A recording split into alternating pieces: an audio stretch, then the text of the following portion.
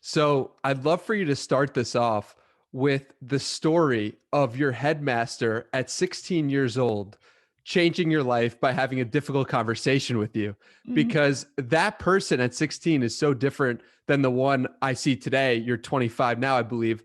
So talk about that story and how that changed the trajectory of your life forever. Yeah. So when I was in secondary school, which we call it, it's sort of like high school in the UK, I was 16 and I just finished my GCSEs, which are like the first big exam that you do. And I did really well. I got like straight A stars across the board. And so on results day, my mum and I were called in, invited in to see the headmaster because it was like, hey, congratulations, you did really good in your exams, bloody blah. And that was all fine. And then he asked, what do you want to do at university? And I said that, hey, I'm thinking of applying to medical school because I want to be a doctor. And we had a bit of a conversation about that. But at the end of the conversation, he said that, look, I've got to be straight with you, and no one's going to tell you this because people are too polite about this sort of stuff. But and the thing that he said to me was that I came across as very robotic and that it looked like I didn't have any enthusiasm for the subject. And the way I was talking to him, I didn't smile once. And he said that that sort of vibe that you give off is not the sort of vibe they're looking for in medical school. So he said that you need to become more sociable slash likable when you're when you're talking to people. And that was like, damn, because that really hits you hard. But it was like the best thing he could have said to me because I still had 2 years to apply to med school. And so I made a very conscious effort to become more sociable and to try and become more likable. And I made it a point to then ask questions in class. And anytime someone was giving a talk, I would make a point to think about, okay, what question am I going to ask at the end of it? And I would always put my hand up and ask a question. Partly because of that, I also decided to take up close-up magic. I actually have a deck of cards in front of me right now because I've kept it up for the last God knows how long, way too long. And I started performing at the local hospice and even tried a gig at a restaurant, which was an absolute disaster. But all of these things helped me become more like high energy and more social, more hopefully more likable. And that helped when I was applying to med school. So that conversation with the headmaster really changed my life. And it was because he was willing to take the risk of hurting my feelings in the short term that I think I did okay in medical school interviews and ended up being a doctor in the long term. Have you, since then, have you had a hard conversation with someone where you had to comment on someone and it changed their life in that way? Do you know if that has happened? I think I normally shy away from hard conversations. This is it's lucky that I haven't really had to do many of them. You kind of have to do them when you're a doctor in terms of just if if you as the team are going to withdraw medical care from a patient because they're not going to make it and you have to tell the family, and that can often be a difficult conversation. I remember once I was talking to a friend of mine who was terrified of putting her hand up in class to volunteer information. We were doing dissection table things. So we had like a dead body on a table and the six people around a group. And she said that these sessions always filled her with dread because, the anatomy demonstrator, who would be a doctor, would sort of call on people to be like, hey, what do you think this nerve is? Or what do you think this muscle is? And we kind of had a bit of a chat about it and explored her feelings and thoughts around it. And it ultimately came down to a fear of being thought foolish, which is a quote from Mm. Epictetus, I believe. And she was just really, really scared that if she got something wrong, other people were going to think that she was an idiot. And so I kind of said to her that if you were in this group and your friend John got something wrong, would you think he's an idiot? She was like, no, of course not. I mean, you just got it wrong. And I was like, well, why would you think that you're an idiot then? Because you got the thing wrong. And I introduced it to the whole growth mindset versus fixed mindset and Carol Dweck's stuff around that. And a few months later, she was like, Ali, that conversation about the growth mindset, that I think that's changed my life. And she now Wow. has actively trying to develop that. So that was, I guess it wasn't really a difficult conversation, but I feel like that was a nice feeling. Yeah. Wow, that's incredible. And it also reminds me of the spotlight effect, which you introduced me. So can you talk a little bit about that and what that is? Yeah, the spotlight effect is this psychological phenomenon where we all walk around life thinking as if there is a spotlight trained on us. And it's like, any mistake that we make, if we stumble in the street, people are going to be looking and people are going to be, judging us for the things that we're doing. And it's the spotlight effect because, yeah, we're literally walking around as if there's a spotlight on us. But what we don't realize is that no one cares about us. No one is looking at us. Like, If I stumble on the street, no one gives a toss. Like they're all worried about how they're appearing and about themselves and about, whether they're going to get about with their day. And it's like that. I think there's a quote often attributed to Eleanor Roosevelt, which is that you'd stop worrying so much what people think of you if you realize how seldom they do. And I often think Mm. about that. Like whenever some fear of what other people think will hold me back, I kind of think, nah, spotlight effect. No one's thinking about me. They're just worried about themselves. Yeah, that's awesome. And you really, from my perspective, it seems like you've tried so many different things. It from doing research for this conversation and following you, it seems like you've coded before, you've got into writing, medicine, video editing, public speaking, you've got magic, I'm just finding out about. So I'm curious, what skill of all those mentioned, or maybe one that I didn't mention, is the most important to you and why? Okay, so I think there's two things that come to mind. I think firstly, the meta skill of learning how to learn stuff is like really, really helpful.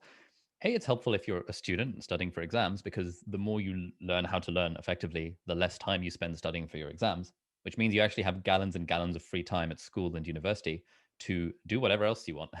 Whereas a lot of people at school and university spend all of their time in this stress mode of, oh my God, I need to work. That's usually because they're doing pointless things like summarizing or highlighting or rereading. And, just because we never get taught how to study effectively. So I think that's the first skill. And that kind of bleeds into any other skill acquisition, like recognizing things like tight feedback loops and you're like, what are the factors that make it easier to learn anything? So I think that is like a meta skill that really helps. But the second skill that I think has helped me most of all in my life is actually getting reasonably good at graphic design, because Mm. knowing how to make something look pretty just applies to so many aspects of life. Like even in the medical field, anytime I've entered a poster presentation competition or a hackathon where we've got to present something at the end of it, my team has always ended up doing really well because I know how to make a PowerPoint presentation look pretty. And it's simple things like that that actually adds such a huge amount of like the ability to add production value to everything that you do. And I think that was a big part of why my YouTube channel went all right from day one, is that stuff looked kind of pretty and kind of aesthetic. And I attribute that to my kind of dabbling in graphic and web design when I was in secondary school. Yeah, you bring up your YouTube channel, and it is obviously how I found you and how I came across your work. And it was crazy because I was looking through one of your tweets and you said, I just had to look through my old analytics. It took you 6 months and 52 videos to get your first 1,000 subscribers on YouTube. And so, talk about that journey. Were you doing it strictly for the process, or was it? Well, talk about how that happened. Like the you get 6 months and 52 videos. Are you happy about what you're doing? Are you excited every day? Like, talk about that journey. Yeah, it's just starting a YouTube channel is really interesting because I think YouTube in particular as a platform, it's very gamified. Like as soon as you put out a video, you see like one or two views on it and you see like one or two likes and maybe someone will comment and you might have like two subscribers, but then maybe after 3 or 4 videos, you might have three subscribers. And so you always feel as if you're kind of making progress. And that is a very addictive feeling. And, a lot of research shows that we get dopamine hits when we see ourselves making progress in various domains. And so when I was starting YouTube, I was thinking, oh my God, if I can get 4,000 subscribers within my first year, that would be the dream. That would be so sick. And so each week I just put out 2 videos. And the way that I was thinking of it, I was actually trying not to think about the outcome. Like I wasn't really looking at the views on each video. I was following the advice that my friend Simon Clark gave in a video, which was that your first 50 videos are going to be terrible. So you might as well just get those 50 out of the way before you even start worrying about it. And I thought, okay, Simon Clark is very talented and stuff. For me, I don't know anything about video. I suck on camera. I'm not very comfortable public speaking. Therefore, my first 100 videos are going to be terrible. And so I just need to get through those first 100 and then, we'll see what happens. And so I wasn't really thinking about analytics or numbers at all. It's just one of those things where you do it. And if you're just focused on pumping out content each week, things just grow naturally, provided you can do it consistently. Mm. It's powerful, and it's that approach that I'm actually taking with this podcast, where it's like I'm just going to do it 100 times and see what happens. And that is something that, if I had said, oh, I'm going to do X amount of downloads or some external metric, it's hard to really gain a sense of, am I progressing? Because that stuff is out of your control. And so when you have it in your control, that's really when the power lies within you. So the fact that you said, "Oh, I'm going to do it 100 times," that's what it's all about. Yeah. So you've also mentioned that every time you've taken Twitter seriously, good things have happened. So talk to me about that and taking Twitter seriously, because that's the platform that I love, and I think that I think it's such an underrated platform in general. But I'd love to hear your thoughts. Yeah, I really wish I'd taken Twitter seriously from day one. I only started taking it seriously like a year ago, and my brother runs his own startup, and he's a big fan of Twitter, and so he was always telling me, you've got to get on Twitter, and so I started taking it seriously for about a week, about a year ago now at this point. And in that week, I connected with a couple of YouTubers who I'd been looking up to, Thomas Frank and Sarah Dici, just by turning on notifications for their tweets and replying to when they were tweeting. And then Thomas Frank, who's like a huge productivity YouTuber, actually, he DM'd me on Twitter and we were talking about sponsorships and stuff. And then he hopped on a 2 hour long Skype call with me where he gave me the ins and outs of how to get decent sponsorships. And he introduced me to his management agency, which I'm now part of. And I'm actually now an owner of, in part, because I just love it so much. And so that conversation with Thomas Frank completely changed my life, because all of a sudden, revenue of the channel like 5 to 10x basically overnight as a result of joining this management agency, which meant I could hire my first team member, which meant I could hire my second team member and third. And everything started to go well on YouTube since that conversation with Thomas Frank. And so I'm Wow. going to forever be grateful to him for that. But that just happened for 1 week when I was taking Twitter seriously. And then I kind of stopped doing Twitter for a while. And then a few months later, I was like, okay, the first time I took Twitter seriously, a really good thing happened. And I started taking it more seriously, and then started connecting with people like Noah Kagan and Kei and Law and Matt Ellison and Tiago Forte, David Perel, these people who I'd been following on the internet for a while. They all hang out on Twitter. And so Twitter is really where you can make friends. And now I would call these guys friends. And, when I visit their cities, I'm sure they'd be down for like hosting me and, hanging out. And that's just really cool. That's like the power of Twitter. Why do you think that is about Twitter specifically? What makes it such a platform for instant connection and friendship? Yeah, I think on Twitter, it's that really people come together because of ideas. And that sounds very cliche, but like it really is true. Like if Instagram is about the aesthetic, Twitter is about the ideas. And so you just find this tribe of people who are interested in the same stuff as you are. And you're like, oh, that tweet resonates with me. I wonder who this person is. Follow them, be like, oh, wow, they tweet really good things. Check out their blog, check out their newsletter, start following their work.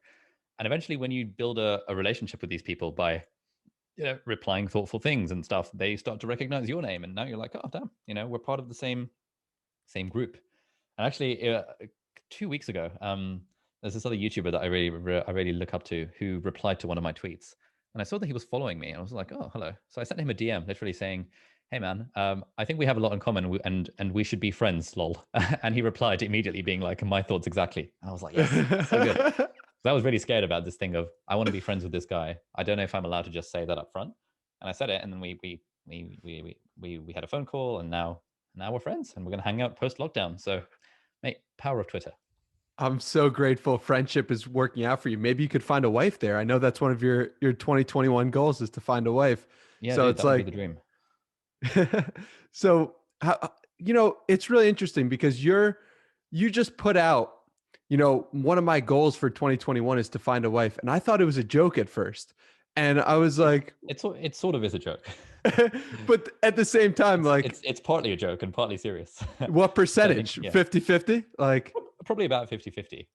I want to yeah, take dating and stuff more seriously. I don't necessarily want to get married, but calling it finding a wife just sounds more interesting. So I thought, you know what, let's just go with that.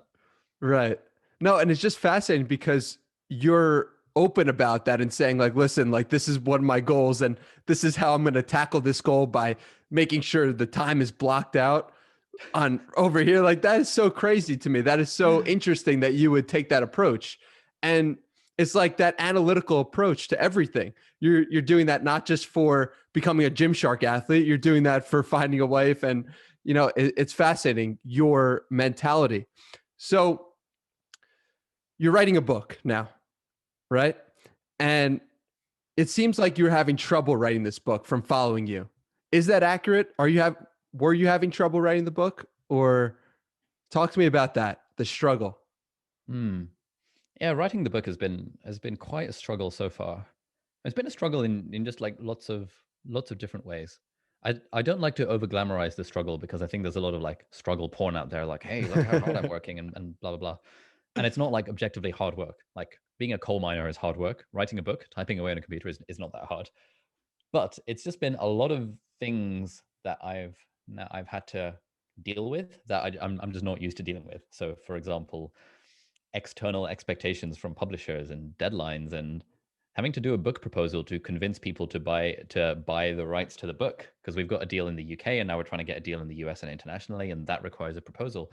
And that meant I had to sort of spend absolutely ages writing up a sort of 10-page marketing plan to basically convince a publisher that, hey, my audience is big, please be convinced that they'll buy the book and therefore you should sign me as an author. It's just stuff that I'm not used to doing. Like what I'm used to doing is just putting out useful content on YouTube and then leaving it at that. Whereas Mhm. in writing this book proposal, I had to sell myself a lot, which I feel very like deeply uncomfortable about. And now that we're in more of the writing stage, like the thing that makes writing good is usually when it's very personal. And there's a quote that I like, which is that writing a book is easy. All you have to do is cut a gash in your arm and bleed onto the page. And I was interviewing a guy called Alex Benayan who wrote a fantastic book called The Third Door. And he was saying as well that the more personal you can make your book, the more it's going to resonate with people. But it's deeply uncomfortable to write about yourself, uh, Mm. especially in the form of a book. You get all the imposter syndrome. You get thinking like, oh my God, like why the hell would anyone want to read my personal story? This is meant to be a book about productivity. Surely I should be citing studies and famous people like Elon Musk. People care about him. But you know, I found that all of the writing that I enjoy reading is the personal kind. And so that's something I've been working through with my writing coach, just being okay with this writing about yourself thing, which apparently is something that every author struggles with. So there's nothing new, Mhm. but it's been an interesting series of struggles that I haven't really done before.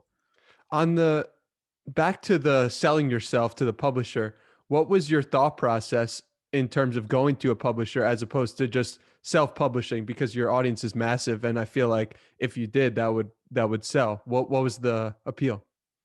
Yeah, so I'd had the thought in my mind for a while of, hey, it would be cool to write a book someday. But it was around August time that a publisher approached me and emailed me saying, hey, have you thought about writing a book? I was like, oh, okay, interesting. And so that was how I got into the whole publisher thing. And I thought about it for a long time. And I think there is still some level of prestige in having a traditionally published book. And so for me, like, thankfully, the YouTube and the business is doing well enough that I don't need the book to make money. Instead, I see the book more as a brand building opportunity or as like a lead magnet that's out there in the world. And I think having a traditionally published book does, like, it is more of a prestige brand value, even if the royalties are like 10%, when in reality, when the royalties for self-published book would be like 80%. So that was kind of the main reason I did it. Plus, I thought it would be kind of fun. Like, I'm used to self-publishing stuff. I can make videos on YouTube. I know I could self-publish a book if I want, but doing it with a publisher and like getting into that industry felt more new, it felt more scary. And my general philosophy is if I'm scared about something, I should do it. And so that was the reason. When was the last time you were scared of something and leaned into it? Was it doing this book deal? Yeah, I think the book deal was the last time where I was like really scared. Oh, actually no. So since the book deal, there's been one other thing. The book deal was one. It was like, all the fears around who the hell is going to read a book about productivity? Hasn't that already been done before? Who would care what I have to say about productivity? I just kind of got lucky with the YouTube thing, and I want to write about productivity that means something, and like meaningful productivity, and like who the hell would listen to a 26-year-old talk about meaning of life? Like people have been trying to figure. So that was all of the stuff that was going through my head as I was weighing up whether to say yes to this book. But then I just sort of thought that I had a conversation with my housemate, and she said that don't you always say that you should just lean into the things you're scared of, and don't you always say, would you regret doing this or would you regret not doing this? And I thought, well, I'm only going to regret not doing it. I probably wouldn't regret actually writing a book. So that's why that happened. But then since then, I've done another thing that I felt really scared about, and that was starting a live online course. So I've got this live online course called the Part-Time YouTuber Academy, which is now a 6-week course where, we take a few hundred students and we charge them lots of money for it. And we sort of take them through like a program to become part-time YouTubers. And initially I was thinking that I would just create a standard online course, the evergreen self-paced. I just recorded, about 100 videos about it. My editor would edit them and we'd chuck it on Skillshare or on my own website for like $100. And then I was chatting to Tiago Forte and David Perel, who run the courses Building a Second Brain and Rite of Passage. And they were saying that, look, man, you've got to get away from this small thinking mentality of charging $100 for a course. Like, only 2% of people complete a self-paced online course. And do you really care about transformation for the people who watch your stuff? And I was like, yes, I do. And they were like, well, if you really care about transformation, you have to do it live and you have to charge decent money for it, because otherwise people won't take it seriously. And that felt really scary. Like, I'd never really sold anything before, let alone something at like $1,000 to $5,000 price point.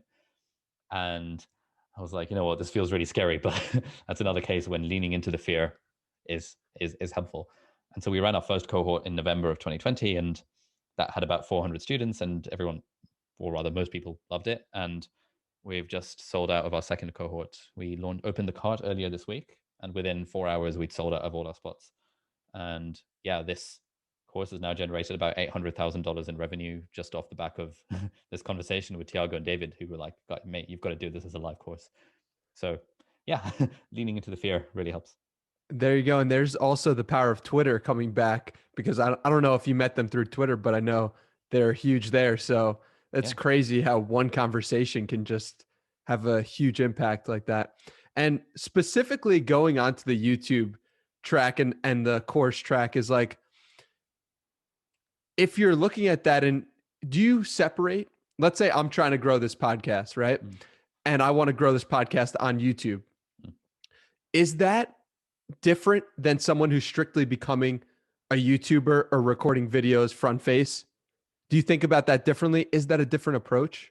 This is a completely selfish question.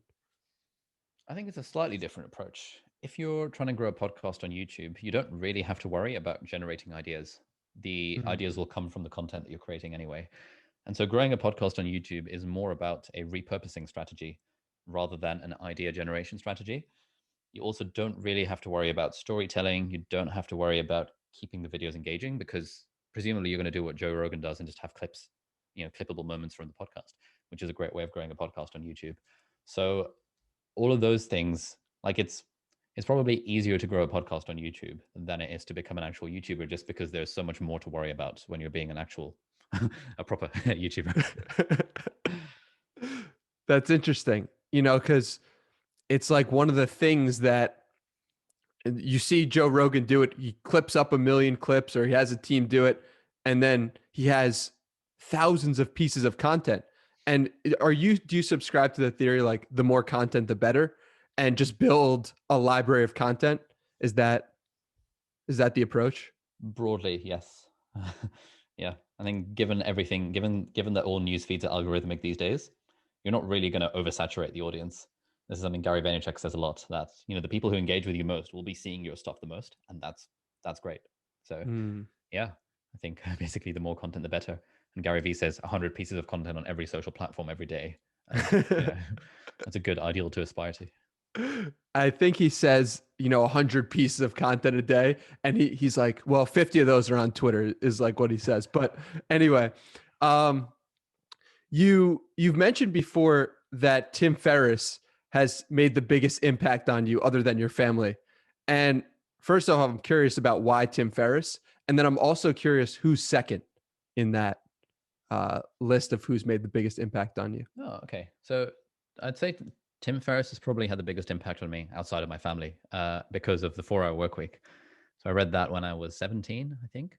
And that was the thing that first turned me on to this idea of the deferred life plan and mini retirements and financial independence and passive income and automating and outsourcing, and it just opened my mind to this whole world of possibilities. And ever since I read that book, I decided that, you know what, this is the sort of, like, I really want to work towards this financial independence thing. And so I set the intention that, I'm going into med school and I want to be a doctor, but I want to do medicine for fun. I don't want medicine to be the thing that pays the bills.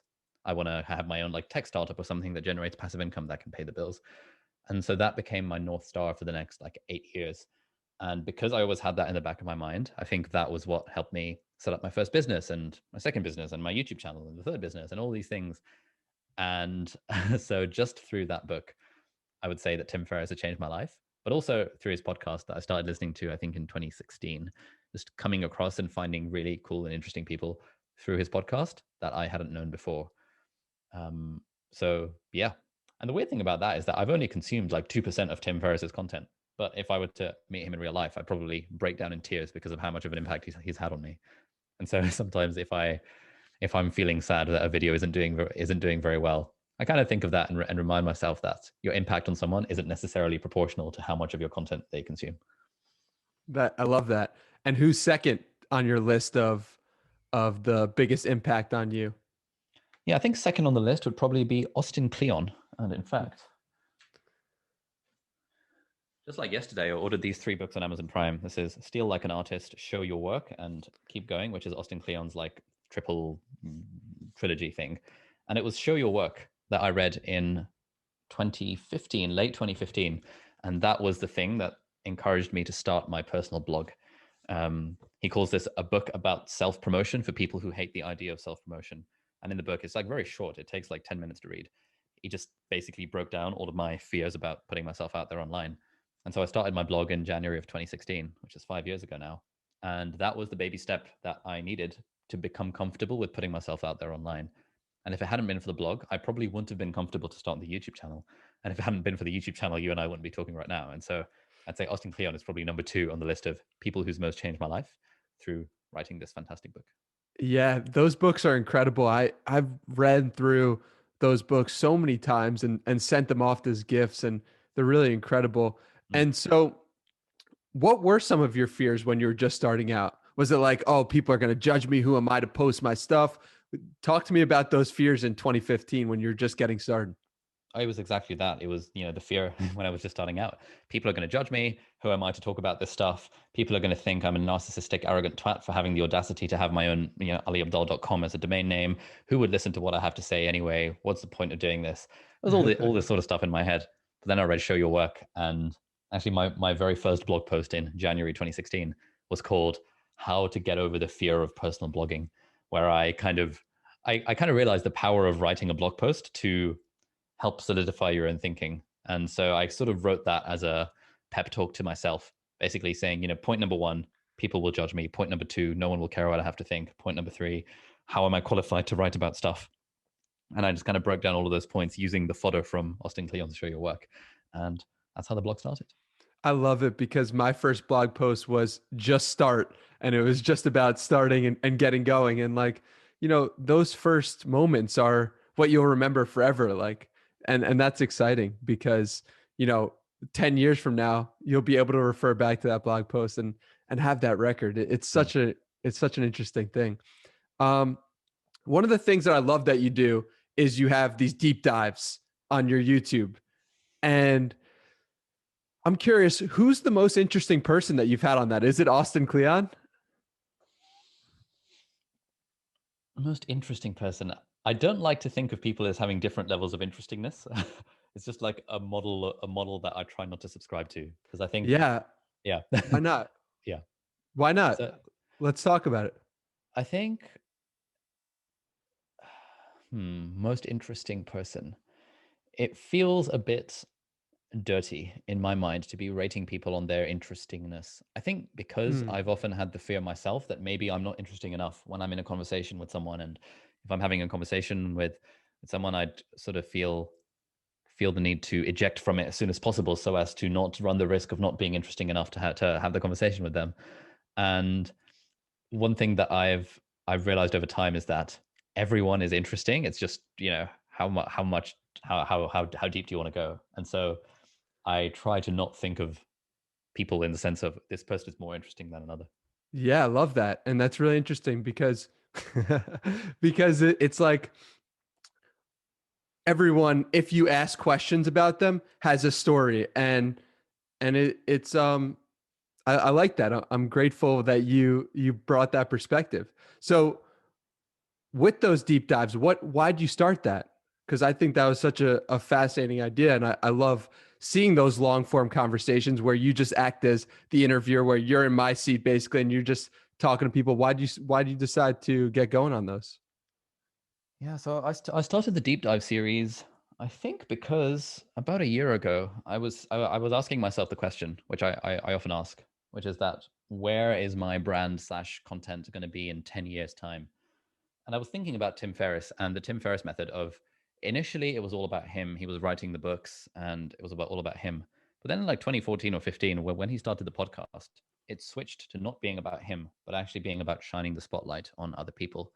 And I think that is a big part of why Tim Ferriss has such longevity with his brand and why so many people, including me, would say that he's changed our lives because he switched to that thing of shining the spotlight on others.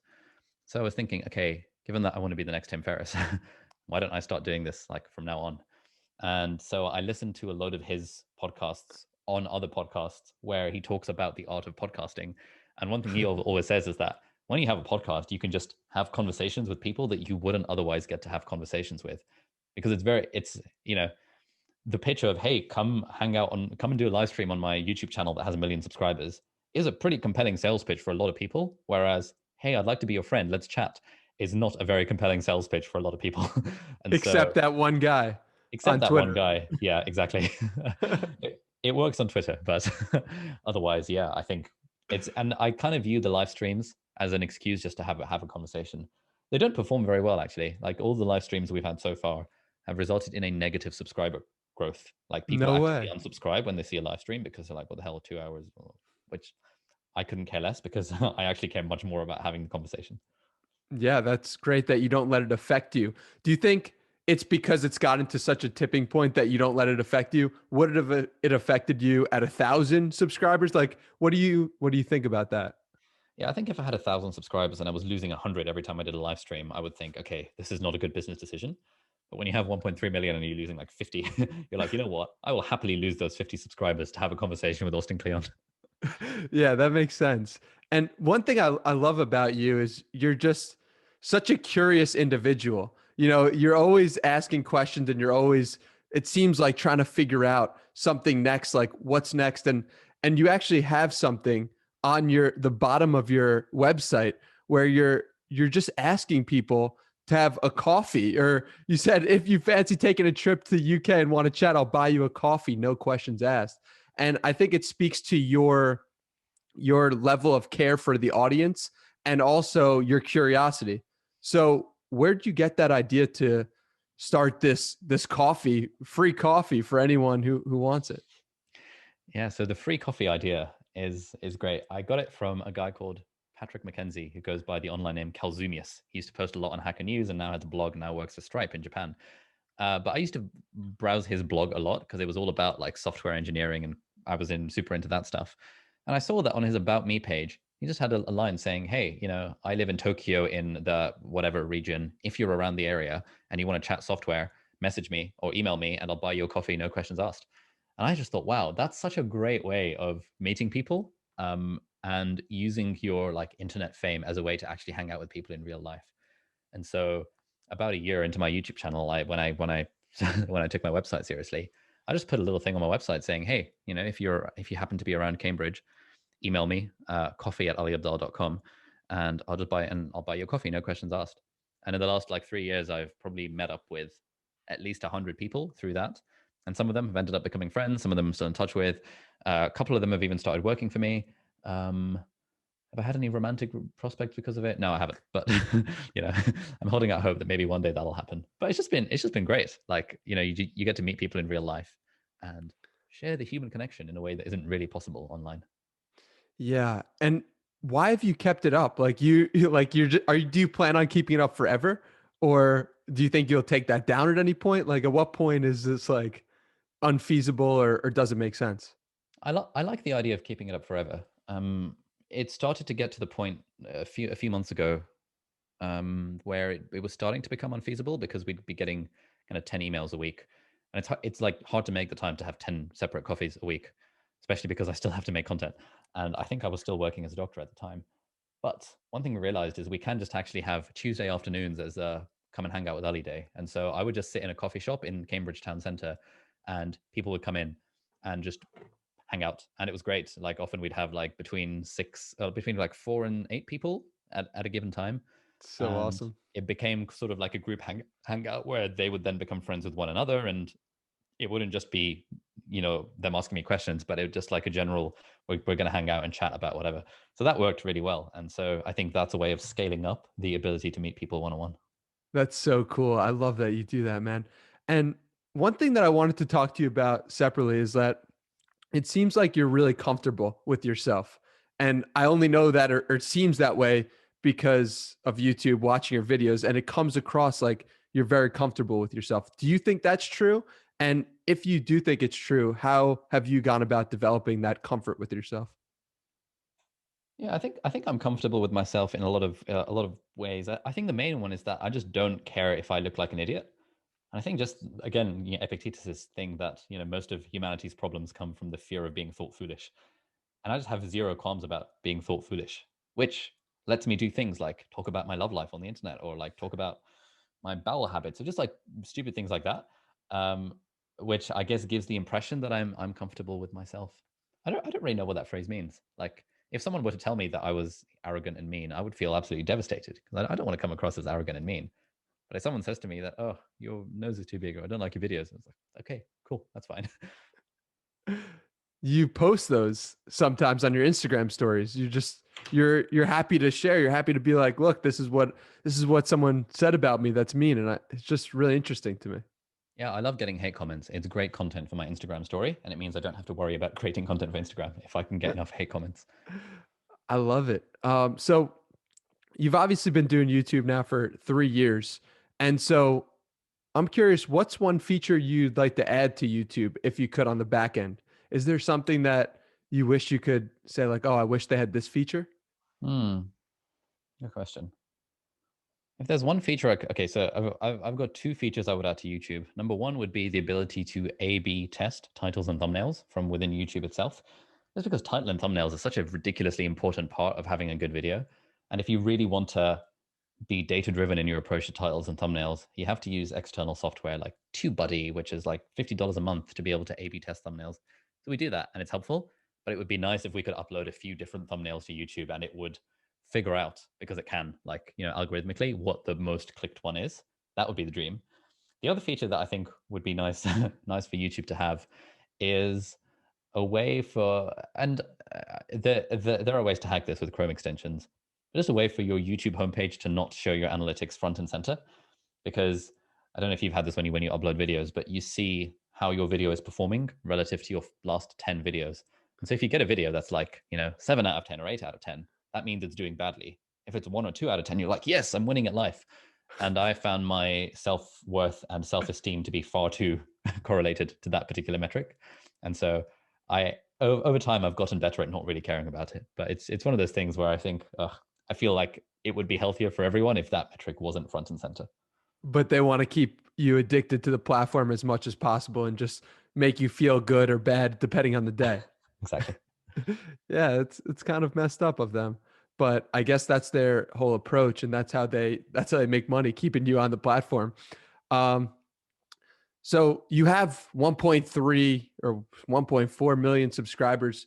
Do you think fame has changed you in any way, or do you think you're the same person?